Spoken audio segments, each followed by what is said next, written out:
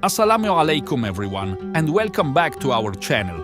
Today, we're delving into a topic that affects each and every one of us, stress, but specifically, we're exploring stress from an Islamic perspective. So grab your cups of tea, settle in, and let's dive right into it.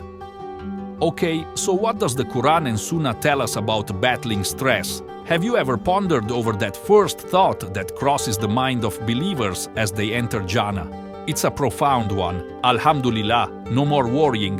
But hold on a second, folks, let's face it. This world is chock full of reasons to feel anxious. From the moment we wake up to the moment we lay our heads down at night, there's always something brewing, something that triggers anxiety or grief. Think about it. When things are going well, we worry they'll take a turn for the worse. And when things are tough, well, we're just worried about that too. Financial stability, it's a constant dance between abundance and scarcity. And let's not forget the added layers of stress from the ongoing pandemic, where every cough or sneeze can send us into a spiral of worry. But here's the thing, my dear brothers and sisters, feeling stressed out doesn't equate to having weak faith.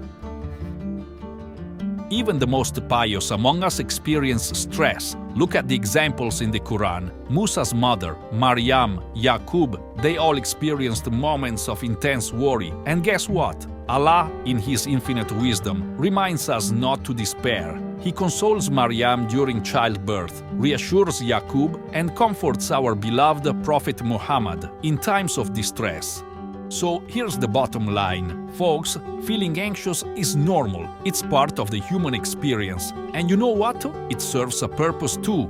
That surge of adrenaline when we're stressed, it's nature's way of sharpening our focus, pushing us to find solutions. But fear not, my fellow Muslims, for we are armed with tools to combat stress. Our belief in Qadr offers solace in knowing that everything happens by Allah's will, and through patience and trust in Him, we can weather any storm. Remember, every moment of stress is an opportunity to draw closer to Allah. Our Prophet teaches us that enduring hardship with patience yields immense reward. So let's use our struggles as stepping stones to elevate our faith. Alright, folks, that's a wrap for today. We hope you found this discussion enlightening and empowering.